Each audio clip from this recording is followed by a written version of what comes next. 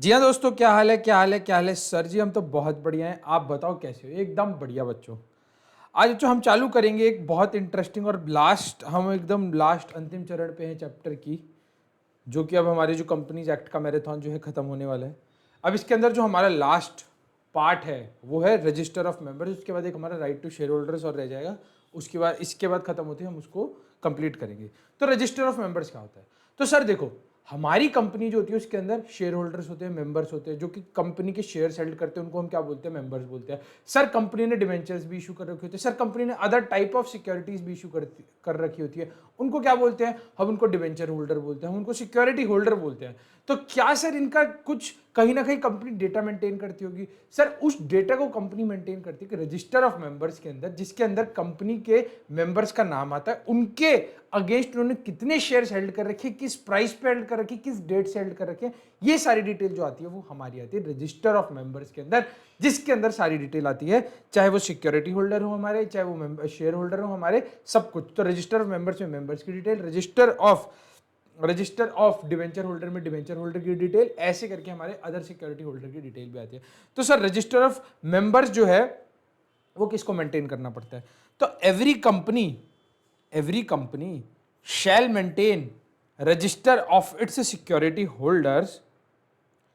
अगर शेयर्स का तो आपको मेंटेन करना है एमजीटी 1 के अंदर, या डिवेंचर होल्डर और सिक्योरिटी होल्डर का आपको मेंटेन करना है एमजीटी 2 के अंदर।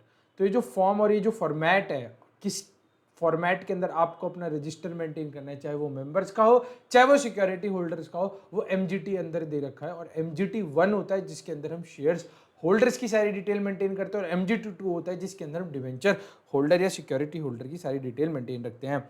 Register shall also entail an index in case of members are greater than or equal to 50। अगर आपका रजिस्टर, अगर आपके मेंबर्स, अगर आपका मेंबर 50 या उससे ज्यादा है, तो आपको एक इंडेक्स भी मेंटेन करना पड़ेगा, जिसके अंदर हम कैटेगरी बनाएंगे कि हाँ भाई, इस शेयर होल्डर से लेके, इस मेंबर से लेके, फॉर एग्जांपल नंबर 1 मेंबर से लेके नंबर 20 मेंबर्स इस वाले पेजेस में मिलेंगे, 20 से 40 इस पेजेस में मिलेंगे। तो इस करके हमें इंडेक्स भी बनाना पड़ेगा। Entries in register shall be made with in 7 days. मतलब अगर आप उस कंपनी के मेंबर बन जाते हो तो आपका जो नाम है वो रजिस्टर करना पड़ेगा कंपनी को विद इन 7 डेज, जब आप मेंबर या डिवेंचर होल्डर या security holder of that company बन जाते हो। Register shall maintain at the registered office. Company को जो रजिस्टर है वो अपना कंपनी का रजिस्टर्ड ऑफिस के पास मेंटेन करना पड़ेगा, unless special resolution is pass to keep the register at any other place. अगर आप स्पेशल रेजोल्यूशन पास कर लेते हो तो आप उस रजिस्टर को कहीं और भी रख सकते हो, बट अदरवाइज आपको जो रजिस्टर है वो कहां पे मेंटेन करना पड़ेगा। सर वो रजिस्टर हमारे को मेंटेन करना पड़ेगा registered office of the company में। वो होगा with in city town village of the registered office. और अगर आप रजिस्टर्ड ऑफिस में नहीं कर सकते मेंटेन, तो आप कहीं और प्लेस में कर सकते हो। वो प्लेस क्या होगी, वो होगी with in city town village of the registered office. जहां पे रजिस्टर्ड ऑफिस है उसके कोई और सिटी में, मतलब सिटी में कहीं और भी आप मेंटेन कर सकते हो, उसी सिटी में जहां आपका रजिस्टर्ड ऑफिस है, उसी टाउन में जहां आपका रजिस्टर्ड ऑफिस है, या फिर उसी विलेज में जहां पे आपका रजिस्टर्ड ऑफिस है, आप वहां पे भी अपने रजिस्टर ऑफ मेंबर्स की डिटेल्स जो है मेंटेन करके रख सकते हैं। Any other place in India where 1/10 of the members data is greater than 1/10 of the members, not equal to 1/10। मतलब जो 10% मेंबर, जो आपके फॉर एग्जांपल 500 मेंबर्स हैं, 10% मेंबर हुए आपके मेंबर 60, मतलब 50 से ज्यादा 51 मेंबर्स जो हैं कोई सिटी विलेज या टाउन में रहते हो, वहां पे भी आप अपना रजिस्टर ऑफ मेंबर्स मेंटेन करते हो। तो इसके अंदर हमने देखा कि हम अपना रजिस्टर ऑफ मेंबर्स मेंटेन करेंगे रजिस्टर्ड ऑफिस में। अगर हम चाहें तो उसे कहीं और भी मेंटेन कर सकते हैं, उसके लिए हमें स्पेशल रेजोल्यूशन पास करना पड़ेगा। या तो वो होना चाहिए सिटी टाउन विलेज के अंदर जहां पे अपना रजिस्टर्ड ऑफिस है, या फिर होना कहां पे चाहिए, वो होना चाहिए हमारा any other place in India wet 1/10 of the member जहां पे रहते हैं, उससे ज्यादा मेंबर हमारे जहां रहते हो वहां पे भी आप जो है अपना रजिस्टर ऑफ मेंबर्स को मेंटेन करके रख सकते हो। अच्छा, रजिस्टर ऑफ मेंबर्स को ऑथराइजेशन, मतलब इसको अप्रूवल कौन देता है कि हाँ भाई ये सारी डिटेल ठीक है, ये देता है कंपनी सेक्रेटरी और एनी अदर पर्सन जो कि ऑथराइज्ड बाय बोर्ड होगा। कौन अपॉइंट करेगा, बोर्ड ऑफ डायरेक्टर्स, जो कि अपॉइंट करेंगे रजिस्टर ऑफ मेंबर्स के लिए। ऐसे डायरेक्टर, ऐसे पर्सन को वो ऑथराइज करके सारी डिटेल का अप्रूवल वही देगा। तो कंपनी को ना फॉरेन रजिस्टर भी मेंटेन करना पड़ता है, उसकी ऑथराइजेशन भी कौन देगा, कंपनी सेक्रेटरी या पर्सन ऑथराइज्ड। इस केस में क्या होता है, कंपनी के कभी कभार शेयर होल्डर्स सिर्फ इंडिया में नहीं बैठे होते, कंपनी ने बाहर भी जो शेयर्स हैं, जो उसके शेयर होल्डर्स बाहर भी बैठे रहते हैं। तो अगर कंपनी के शेयर होल्डर्स बाहर भी हैं तो कंपनी को फॉरेन रजिस्टर भी मेंटेन करना पड़ता है। If authorised by articles of association, a company may keep a part of its registered outside India for residents of that country. अगर कोई कंपनी के रेजिडेंट्स, मतलब कोई और कंट्री के रेजिडेंट्स ने हमारी कंपनी के शेयर्स ले रखे हैं, हमारी कंपनी इंडिया के अंदर है, तो हमारी कंपनी को एक फॉरेन रजिस्टर भी मेंटेन करना पड़ेगा उन रेजिडेंट्स के लिए जो उस कंट्री या फिर दूसरी कंट्री के अंदर रहते हो। बट इसके लिए ऑथराइजेशन चाहिए होगी हमारे को और आर्टिकल्स ऑफ एसोसिएशन के अंदर।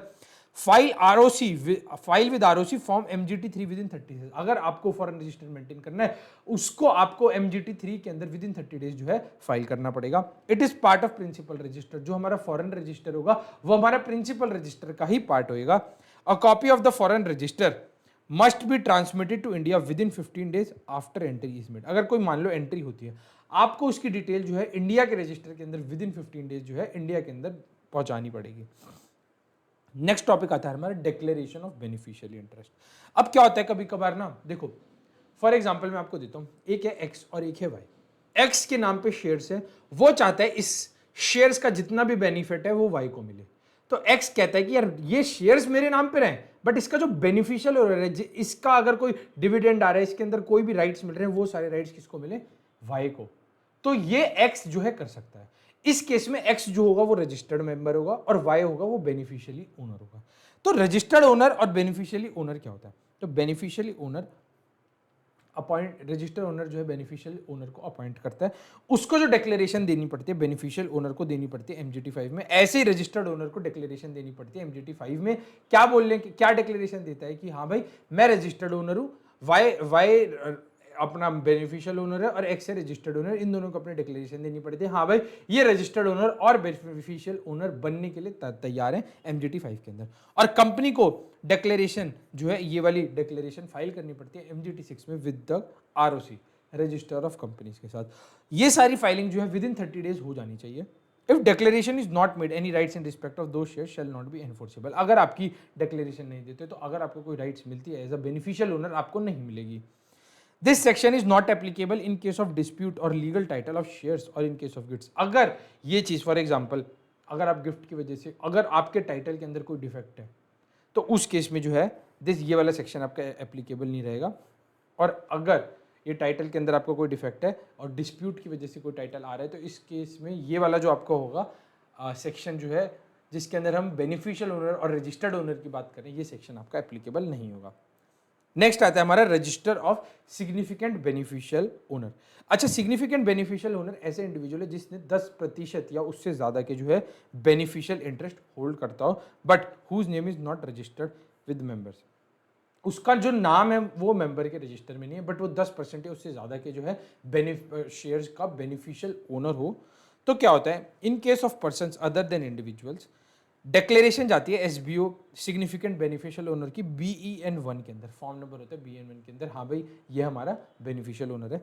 Register of significant beneficial owner अलग से मेंटेन होता है। कंपनी शैल मेंटेन इन BEN3, बेनिफिशियल ओनर का जो रजिस्टर है BEN3 में मेंटेन होता है। It is open for inspection, कोई भी बंदा चाहे तो इसका इंस्पेक्शन कर सकता है। रिटर्न कब जाती है इसकी, company shall file in BEN2 के अंदर कंपनी को जो है फाइल रिटर्न करनी पड़ती है। नोटिस टू आइडेंटिफाई SBO, कैसे हम कोई भी सिग्निफिकेंट बेनिफिशियल ओनर को आइडेंटिफाई करेंगे, तो company shall give notice in form BEN4 to a person who company believes, company को लगता है कि हाँ भाई ये बंदा हमारा सिग्निफिकेंट बेनिफिशियल ओनर है और having knowledge of SBO have been SBO in last 3 years। तो कंपनी चाहे तो कभी कोई सिग्निफिकेंट बेनिफिशियल ओनर अब बनाओ या फिर वो सिग्निफिकेंट बेनिफिशियल ओनर पिछले 3 सालों से हो, या फिर कंपनी को पता चला कि हाँ भाई ये सिग्निफिकेंट बेनिफिशियल ओनर है तो concern person shall give required information with in 30 days. तो कंपनी जो है ये BEN4 जब देगी तो उस कंसर्न पर्सन को सारी डिटेल जो कंपनी ने मांगे उसको ये BEN3-4 के अंदर जो भी कंपनी डिटेल मांगी है वो सारी कंपनी को जो डिटेल है उस बंदे को देनी पड़ेगी within 30 days. Where he fails to give company may apply to NCLT। Company चाहे तो कोर्ट के पास भी जा सकती है कि हाँ भाई ये बंदा बेनिफिशियल ओनर है, डिटेल नहीं दे रहा है, तो कंपनी जो है NCLT के पास जा सकती है विद इन 15 डेज। NCLT में restrict the right attach with the shares. तो NCLT क्या कर सकती है, उस बेनिफिशियल ओनर को जो राइट्स मिल रहे थे, right as to dividend, right as to voting, वो सारे जो है उसके राइट्स को बंद कर सकती है, रोक सकती है। पर्सन एग्रीड में apply to NCLT to relax और lift restrictions within 1 year। अगर ऐसा कोई रेस्ट्रिक्शन लगा दिया है तो कंसर्न पर्सन होगा जो कि सिग्निफिकेंट बेनिफिशियल ओनर होगा वो वापस से क्या है अपनी NCLT पे जाके ये जो ट्रांजैक्शंस के ऊपर रोक लगाई गई है इसको विद इन 1 साल जो है रुकवा सकता है और वापस से अपनी राइट्स के अपने अगेंस्ट जो है ट्रांसफर करा सकता है। If no such application has been filed, अगर उस बंदे ने within 1 year application file नहीं करी तो जितने भी शेयर्स होंगे वो सारे ट्रांसफर कहाँ हो जाएंगे सर, हमारे वो कहाँ हो जाएंगे, IEPF में, investment education and protection fund के अंदर ये हमारे जो है शेयर्स चले जाएंगे।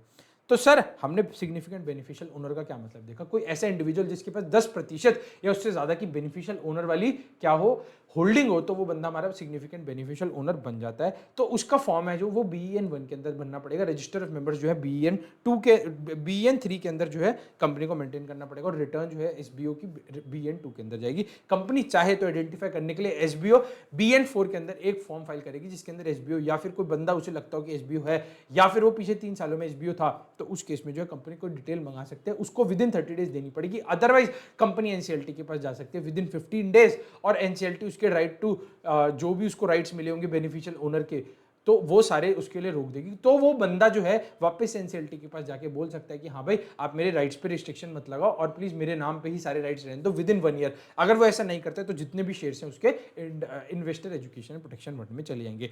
उसके ऊपर हमने देखा अगर कोई बेनिफिशियल ओनर है उसको डिक्लेरेशन और रजिस्टर्ड ओनर को डिक्लेरेशन दोनों को देनी पड़ती है MGT 5 के अंदर, जो कि कंपनी जो है रजिस्टर करती है डिक्लेरेशन कंपनी की कि हाँ भाई कंपनी ने सारी चीजें देख ली, सब कुछ ठीक है, ये बेनिफिशियल ओनर है, ये रजिस्टर्ड ओनर है, ये डिटेल कंपनी MGT 6 के अंदर किसको देती है, रजिस्टर ऑफ कंपनीज के साथ जो है मेंटेन करती है। ये सारी डिटेल जो है कंपनी को विद इन 30 डेज काम करना पड़ता है। अगर ऐसा नहीं होता तो वो जो राइट्स हैं बेनिफिशियल ओनर की वो बेनिफिशियल ओनर को नहीं मिलेगी। ठीक है, उसके बाद जो है हमने देखा था हमारे जो रजिस्टर मेंटेन होते हैं वो कैसे कैसे क्या होते हैं, कब होते हैं और इंडेक्स कब बनता है। अब आ रहा है हमारा power to close register.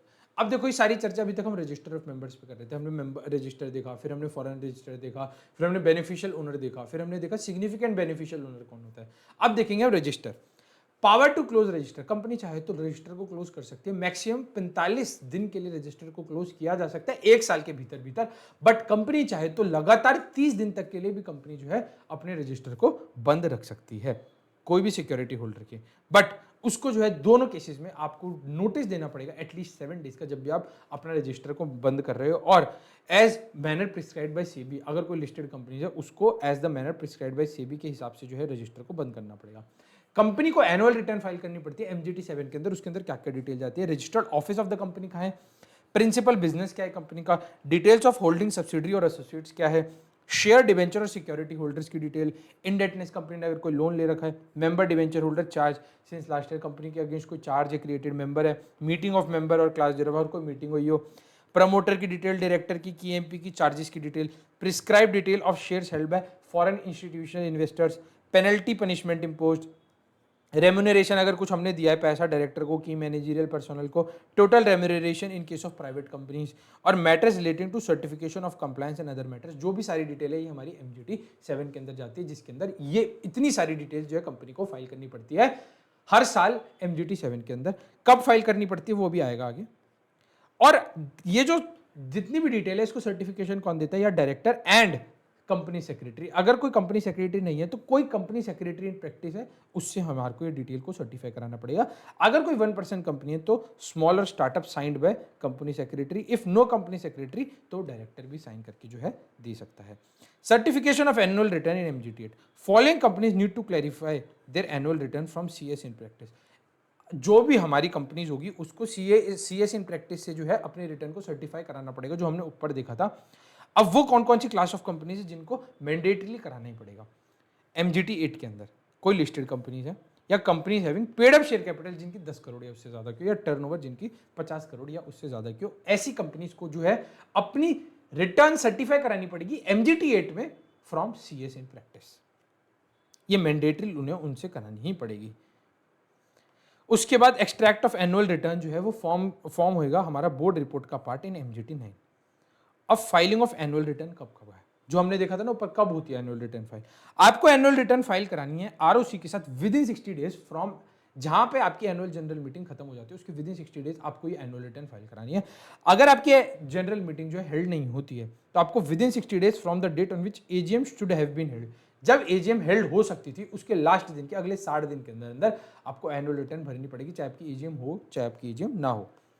Place of keeping register हमने ऊपर ही देख लिया था, तो register under section 88 and copies of annual return under section 92, जो कि हमने अभी देखा एनुअल रिटर्न अंडर MGT 7 जो भरते हैं वो अंडर सेक्शन 92 आते हैं, शैल बी केप्ट कहाँ पे रखेंगे हम, registered office of the company में, या फिर रखेंगे जहाँ पे 1/10 टोटल मेंबर रहते हो, if approved by special resolution. It shall be kept open for inspection by, किसी को भी हम दे सकते हैं open for inspection, member, debenture holder, security holder, beneficial owner during business without any fees, business hours not less than 2, मतलब 2 साल से 2 घंटे से ज्यादा के लिए हम इंस्पेक्शन के लिए नहीं देंगे, और any other person on payment of 50 rupees से कम, हर एक इंस्पेक्शन के 50 रुपए लग सकते हैं। अगर आपको कोई कॉपी चाहिए, आपको वो कॉपी भी मिल जाएगी रजिस्टर ऑफ मेंबर्स की, विद इन 7 डेज आपको 10 रुपए पर पेज की फीस जो है पे करनी पड़ेगी। टाइम पीरियड फॉर प्रिजर्वेशन, जो आपको ये रजिस्टर आपने बनाया है उसको प्रिजर्वेशन का कितना टाइम पीरियड होता है, मेंबर के रजिस्टर को आपको परमानेंट प्रिजर्व करके रखना पड़ता है, डिबेंचर और सिक्योरिटी होल्डर के रजिस्टर को आपको 8 साल तक, जब आपके ये सारे रिडीम हो गए हो, चाहे डिबेंचर हो चाहे कोई सिक्योरिटी हो, अगर एनुअल रिटर्न है जिस जब आपने फाइल कर दी उसके 8 सालों तक आपको मेंटेन करके रखनी है, फॉरेन रजिस्टर परमानेंटली, और फॉरेन रजिस्टर ऑफ डिबेंचर और सिक्योरिटी सेम, जब वो रिडीम हो गए हो उसके अगले 8 सालों तक जो है आपको मेंटेन करके रखने पड़ते हैं। तो अब मेरी बात सुनो, हम एक बार ना फटाफट से पावर टू क्लोज रजिस्टर से वापस से एक बार से दोबारा से इसको रिवाइज कर लेते हैं। तो पहला पॉइंट हमारा आता है कंपनी कब कब क्लोज कर सकती है रजिस्टर, तो मैक्सिमम कंपनी 45 दिन इन ईयर के लिए जो है रजिस्टर को क्लोज कर सकती है, बट एक साथ 30 दिन से ज्यादा के लिए रजिस्टर को क्लोज नहीं कर सकती, मैक्सिमम 30 दिन तक के लिए क्लोज कर सकती है। उसके लिए भी उनको नोटिस देना पड़ेगा, विद इन पहले 7 दिन पहले तक का नोटिस देना पड़ेगा कि हाँ भाई अब हम 7 दिन के बाद जो है रजिस्टर को क्लोज करेंगे, एटलीस्ट 7 डेज। और अगर कोई और मैनर है लिस्टेड कंपनीज को जो है वो मानना पड़ेगा। एनुअल रिटर्न आपके अंडर सेक्शन 92 MGT 7 के अंदर जाती है, जिसके अंदर बहुत सारी डिटेल जाती है, जैसे कि रजिस्टर्ड ऑफिस क्या है, प्रिंसिपल बिजनेस क्या है, डिटेल जाती है, सारी इंडेटनेस जाती है, डिवेंचर होल्डर सिक्योरिटी अगर कोई है उनकी डिटेल जाती है, अगर कोई प्रमोटर डायरेक्टर है की मैनेजर पर्सनल है उनकी डिटेल, या उनको कोई रेम्यूनरेशन दिया उनकी डिटेल, या फिर हमारा मैटर रिलेटेड अगर कोई कंप्लाइंस की डिटेल जानी है वो जाती है, या फिर अगर कोई शेयर्स फॉरेन इंस्टीट्यूशनल इन्वेस्टर्स के पास है उनकी डिटेल, या पनिशमेंट पेनल्टी या कोई इंपोज हो उसकी डिटेल। और ये जो है सारी चीजें साइन कौन करेगा, डायरेक्टर प्लस में कंपनी सेक्रेटरी, अगर ना हो तो company secretary, in practice in case of 1% company director का साइन भी चल जाता है। अच्छा, आपको जो सर्टिफिकेशन जो एनुअल रिटर्न है वो सर्टिफाई करानी पड़ेगी MGT 8 के अंदर। किन कंपनीज को अपनी सर्टिफाई करानी पड़ेगी रिटर्न MGT 8 के अंदर, CS इन प्रैक्टिस से, एक तो लिस्टेड कंपनी हो या फिर कोई ऐसी कंपनी जिसकी paid up share capital 10 crore या उससे ज्यादा हो, या टर्नओवर उसकी 50 करोड़ या उससे ज्यादा हो। और एक्सट्रैक्ट ऑफ एनुअल रिटर्न है वो हमारा फॉर्म का एक्सट्रैक्ट बनेगा बोर्ड रिपोर्ट का MGT 9 के अंदर। अच्छा, आपको एनुअल रिटर्न जो है within 60 days from the date जब आपकी एनुअल जनरल मीटिंग कंक्लूड हो जाती है उसके विद इन 60 डेज जो फाइल करानी है। अगर ऐसा आप नहीं करते तो अगर आपकी एनुअल जनरल मीटिंग मान लो नहीं होती है तो जब होनी चाहिए थी उसके अगले 60 दिन के अंदर आपको जो है एनुअल रिटर्न को फाइल कराना है। अब आप प्लेस ऑफ रजिस्टर जो है हमने दोबारा ऊपर कर लिया था, तो member, debenture holder, security holder चाहे तो वो इंस्पेक्ट कर सकते हैं बिजनेस आवर्स 2 घंटे से कम के लिए without any payment of fees, और अगर एनी अदर पर्सन है वो फीस के साथ 50 रुपए देने पड़ेंगे उनको अगर कोई मेंबर नहीं है तो। और अगर चाहे तो वो कॉपी भी ले सकते हैं, 10 रुपए पर पेज की उसकी फीस लगेगी, बट उसको 7 दिन का समय देना पड़ेगा कंपनी को। कंपनी है तो उससे पहले भी दे सकती है। तो जितने भी रजिस्टर है आपको प्रिजर्व कब कब करने हैं। अगर आपका कोई रजिस्टर है मेंबर का आपको परमानेंटली प्रिजर्व रखना है, अगर कोई फॉरेन रजिस्टर है मेंबर का तो वो भी आपको परमानेंटली प्रिजर्व करके रखना है। बाकी अगर डिवेंचर होल्डर हो, सिक्योरिटी होल्डर हो, या फिर हमारा एनुअल रिटर्न हो, या फिर फॉरेन रजिस्टर डिवेंचर या फिर सिक्योरिटी होल्डर का, आपको जब वो फिल कर दिया हम एनुअल रिटर्न या फिर जब हमारे डिवेंचर या सिक्योरिटी होल्डर रिडीम हो जाए उसके अगले 8 सालों तक आपको जो है उसकी रजिस्टर को प्रिजर्व करके रखना है। बस इतना ही था हमारा रजिस्टर ऑफ मेंबर्स का जो टॉपिक है, जो कि हमने आज इसको भी समाप्त कर लिया है। नेक्स्ट क्लास में हम देखेंगे राइट ऑफ शेयर होल्डर्स। अगर आपको ये वीडियो अच्छी लगी तो इस वीडियो को लाइक करें, शेयर करें, चैनल को सब्सक्राइब करें। Thank you so much, love you all, take care, bye bye.